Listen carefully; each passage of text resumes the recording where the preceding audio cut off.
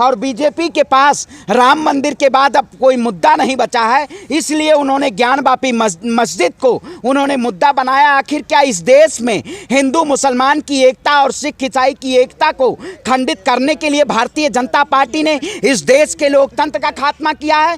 जिस तरह से ज्ञानवापी मस्जिद है वहाँ पे वो वहीं पे यथायथ स्थिति बरकरार रहेगी, क्योंकि बीजेपी इस देश में लोकतंत्र का खात्मा करना चाहती है, कानून का उल्लंघन करना चाहती है। आप बताइए, धार्मिक स्थल एक्ट 1991 में बना था, उस वक्त देश के प्रधानमंत्री नरसिम्हा राव थे। तब उसमें यह कहा गया था कि आज़ाद भारत के बाद 1947 के बाद कोई भी किसी भी समुदाय की जो उनके धार्मिक स्थल है वो यथास्थिति बरकरार रहेंगे, चाहे वर्तमान में हो चाहे भविष्य में।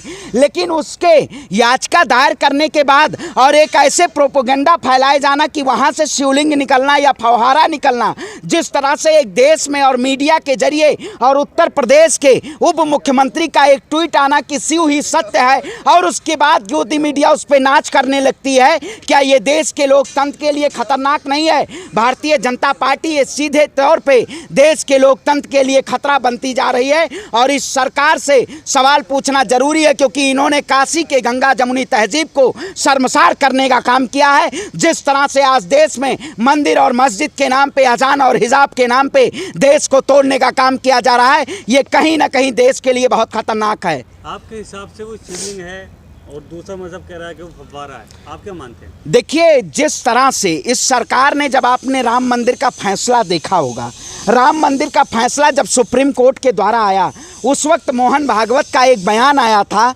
कि हमने राम मंदिर पे सिद्धि प्राप्त कर ली है, अब हम किसी भी मस्जिद या किसी भी गुरुद्वारे या किसी भी गिरजाघर को यथा स्थिति रहेगी। लेकिन उसके बाद सिद्धि आने के बाद क्या सुप्रीम कोर्ट ने जब फैसला सुनाया था वहाँ का, क्या ये एएसआई के साक्ष्यों को आधार माना गया था? आप बताइए, आपको पता है एएसआई के साक्ष्यों को आधार माना गया था?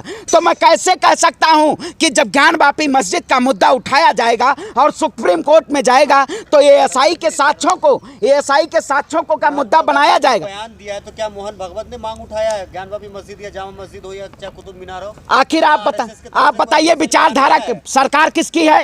सरकार किसकी है? भाजपा की। तो विचारधारा किसकी है? हिंदुत्व की विचारधारा किसकी है? ये अच्छा, आपका मानना देश की जनता ये कह रही है, क्योंकि देश की जनता को आप बताइए, नमूने लोग हैं, कभी कोई संगठन लेके चले जाएंगे, हनुमान चालीसा पढ़ने का काम करेंगे। कर्नाटक में भी आपने देखा होगा, मध्य प्रदेश में देखा होगा, बीजेपी और आरएसएस के एजेंडे में ऐसे कई मस्जिद हैं जिसको बीजेपी मुद्दा बनाना चाहती है कि मस्जिद पे मंदिर बनाया जाए। आखिर मैं कहता हूं, क्या औरंगजेब ने जब मस्जिद को तोड़वा, मंदिर को तोड़ा था, तो क्या उन्होंने वहां शिवलिंग छोड़ दी थी क्या तालाब में कि बीजेपी आएगी इसको भुनाने का काम करेगी? अरे ये जाहिल लोग हैं। आखिर हिंदू मुसलमान के नाम पे कब तक सियासत करने का काम करेंगे? मैं भी एक ब्राह्मण परिवार से आता हूं, भगवान हमारे आराध्य हैं, आस्था है, लेकिन आस्था से देश नहीं चलता, देश संविधान से चलता है, देश लोकतंत्र से चलता है। लेकिन कुछ वो अंधभक्त हैं जो जब विश्वनाथ कॉरिडोर बनाया गया उस वक्त शायद बहुत सारे शिवलिंग तोड़े गए, बहुत सारे छोटे छोटे मंदिरों का विध्वंस किया गया, लेकिन तब अंधभक्तों को ध्यान नहीं आया। और आज अंधभक्त लोग आज एक शिवलिंग पे ऐसे नाच रहे हैं नागिन की तरह, जैसे लग रहा है गोदी मीडिया भी उसी पे नाच कर रही है। अंजना ओम कश्यप, रूबिका लियाकत, सब लोग बनारस पहुंच के देखिए, आपने कहा देखा होगा बाइट की मैं रूबिका लियाकत, मैं इस वक्त गुम्मत के मस्जिद के बाहर खड़ी हूँ। अरे ये लोग क्या करना चाहते हैं? इस देश में मंदिर और मस्जिद को लड़ाना चाहते हैं, लेकिन हम मुद्दों से, सरकार जो मुद्दों से भटकाना चाहती है, हम मुद्दों से भटकने वाले नहीं हैं, हम सरकार को मुद्दे पे लाने का काम करेंगे। आप एक पंडित समाज से आते हैं, तो क्या पंडित समाज के ही लोग कह रहे हैं को मस्जिद नहीं मंदिर है, तो आप क्या मंदिर नहीं मानते हैं? देखिए, मैं कहता हूं देश संविधान से चलेगा, देश कानून से चलेगा। कानून का उल्लंघन, अगर आज़ादी भारत में, अगर शायद मुगल आक्रांताओं ने देश में, अंग्रेज़ों ने भी शासनकाल किया, 800 साल मुगलों ने शासन किया, 200 साल अंग्रेज़ों ने शासन किया, लेकिन बीजेपी के पास अंग्रेज़ों का मुद्दा क्यों नहीं रहा?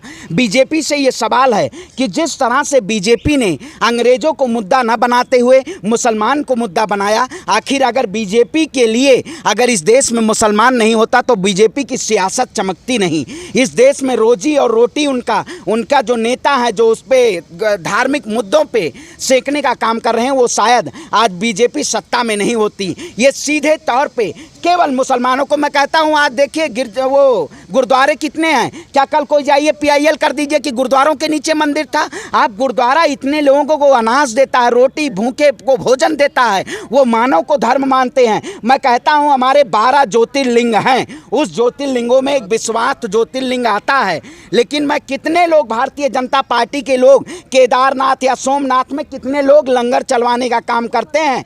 आखिर मंदिर बनाना, लेकिन इस देश में कानून है, कानून के जरिए आप ऐसा नहीं है आप कभी कहिए कि कुतुब मीनार मंदिर है, विष्णु स्तंभ है, कभी ताजमहल मंदिर है, कभी कहीं मैं तो कहता हूं कि भाई बीजेपी के केंद्रीय कार्यालय मंदिर के नीचे बना, मंदिर के ऊपर बना हुआ है, उसकी खुदाई होनी चाहिए। आप पत्रकारिता करने आए हैं, आप यहाँ जहाँ खड़े यहाँ मंदिर है हमारा, यहाँ खुदाई होगी। आखिर क्या इस देश को मजाक बना रखा है? इन्होंने मजाक बनाने के लिए ये सीधे तौर पर इस देश की जनता को गुमराह किया गया है। लेकिन अब यहाँ ज्ञानवापी और श्रृंगार गौरी मंदिर मस्जिद का मुद्दा नहीं होगा। अब विकास का जो सरकार कहती थी सबका साथ सबका विकास, इस सरकार ने सबका विनाश करने का काम किया है, देश की जनता का विनाश करने का काम किया है। सर ये मुद्दों से ही तो भटका रहे हैं ना, मस्जिद या मंदिर की बात करके मुद्दों से तो भटकाया जा रहा है। साथ दे रहा है इनका मीडिया, गोदी मीडिया जो है बहुत बड़ा इशू बना देता है, जैसे इंटरनेशनल। बिल्कुल, आप देखिए जिस तरह से 3 दिन जाँच हुई, 3 दिन जाँच किया गया लोअर कोर्ट के द्वारा, आदेश के द्वारा, शाम को ही मीडिया में स्ट्रीम मीडिया खड़ी होती है बाहर, और उसके बाद वहाँ के उसके हिंदू पक्ष के लोग आते हैं, बोलते हैं बाबा मिल गए, बाबा मिल गए। आखिर यही कुछ दिन पहले ये लोग कहते थे हर हर मोदी, इनको हर हर महादेव नहीं याद आता था।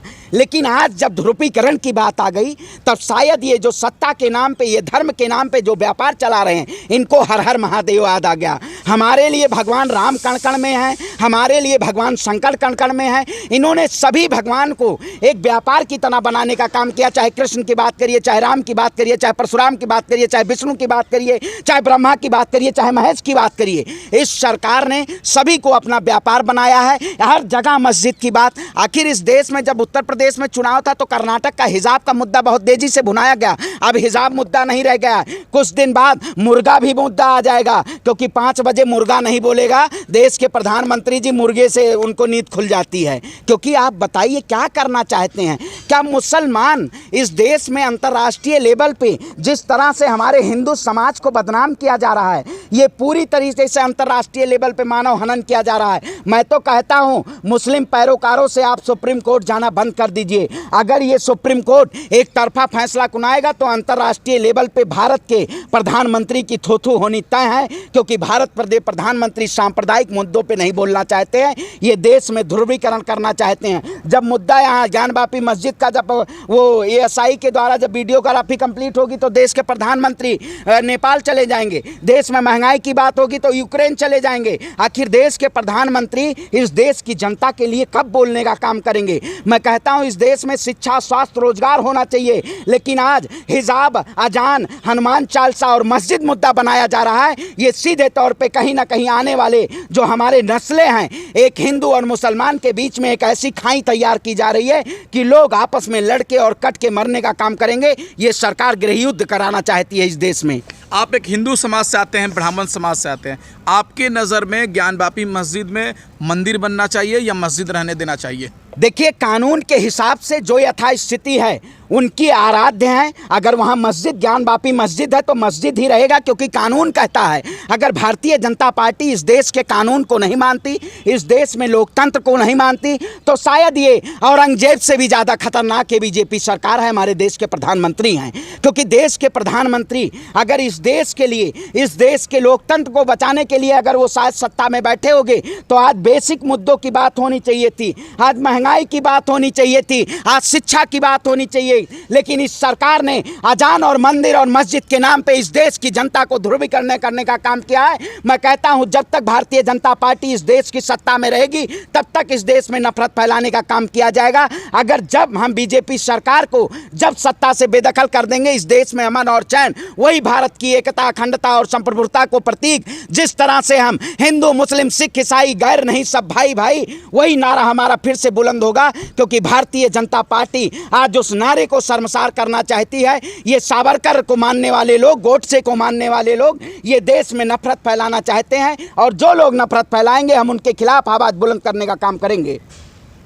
गोदी मीडिया को क्या कहना चाहते हैं इस मुद्दे पर जिस तरीके का तांडव मचा रहा है? गोदी मीडिया तो क्या कहा जाए, उनका इतना स्तर गिर गया है कि अगर देश के प्रधानमंत्री जी कहेंगे कि कौवा कान ले गया तो मीडिया कहने लगेगी हाँ सच में। उनको दिखाई नहीं देता है कि इस देश में बहुत सारे मुद्दे हैं, देश के ज़मीनी मुद्दे बहुत हैं, लेकिन सरकार को ये मीडिया को नहीं दिखाई देता। अंजना ओम कश्यप, चित्रा त्रिपाठी, रूबिका लियाकत, ये सब सीधे गोदी मीडिया की प्रवृत्ति में और ये चाटुकारिता, सरकार की चाटुकारिता करने का काम कर रही हैं। ऐसे पत्रकारों को देश की जनता अब खोज रही है। आपने देखा होगा शाहीन बाग में जिस तरह से पत्रकारों को भगाया गया, ये लोग जमीन पे डिबेट नहीं कर पाएंगे, इनको जनता तैयार है इनको दौड़ाने के लिए, बेरंग दौड़ना पड़ेगा इनको, क्योंकि गोदी मीडिया का स्तर इतना गिर गया है, उतना तो झुमका भी नहीं गिरा था बरेली के बाजार में, इन्होंने इतना गिराने का काम किया है अपना स्तर। ये सीधे तौर पे बहुत बड़ा देश के लिए चौथा स्तंभ खतरनाक होता जा रहा है, क्योंकि इस देश में अस्मिता को ठेस पहुँचाया जा रहा है, हमारी मानवता को ठेस पहुँचाया जा रहा है, इंसानियत को ठेस पहुँचाया जा रहा है, और मजहब और धर्म में लड़ा के ये भारतीय जनता पार्टी अपनी राजनीतिक रोटी सेकना चाहती है। हिंदू राष्ट्र देश को बनाने के भारतीय जनता पार्टी करेगी, हिंदू राष्ट्र बना देंगे। आप हिंदू है, क्या खुश होंगे हिंदू राष्ट्र बनेगा तो? अब बताइए, भारत सेकुलरिज्म है कि हिंदू राष्ट्र है? भारत के धर्म भाजपा के लोग तो कह रहे हैं, भाजपा के लोग तो कह रहे हैं, आप भी तो गोदी मीडिया वाला काम कर रहे हैं। भाजपा के लोग कह रहे हैं हिंदू राष्ट्र बनाएंगे। अगर हिंदू राष्ट्र की देश में तो शायद 1947 से पहले जो हमारे मुसलमान भाई, सिख भाई, ईसाई भाई, अगर उनको पाकिस्तान या अदर कंट्री में जाना होता तो वो शायद हिंदुस्तान ना पसंद करते। भारत में जिनको अमन चैन, जिनको भारत पसंद था वो भारत रहे। तो भारत एक सेकुलर राष्ट्र है, ये धर्मनिरपेक्ष राष्ट्र है, और ये जो संघ और बजरंगी और नारंगी ये जो इस देश में नफरत फैलाने का काम कर रहे हैं, अब नफरत की राजनीति नहीं रहेगी, प्यार और अमन और चैन की राजनीति होगी। ये इनकी राय थी, आपकी राय क्या है प्लीज़ कमेंट बॉक्स में बताएं। और चैनल को सब्सक्राइब नहीं किए हैं तो प्लीज़ चैनल को सब्सक्राइब कर दें और वीडियो को ज़्यादा से ज़्यादा शेयर करें। और देश की मीडिया गुलाम बन चुकी है, इसलिए पप्पू टाइम को बचाइए, पप्पू टाइम्स को सब्सक्राइब कीजिए।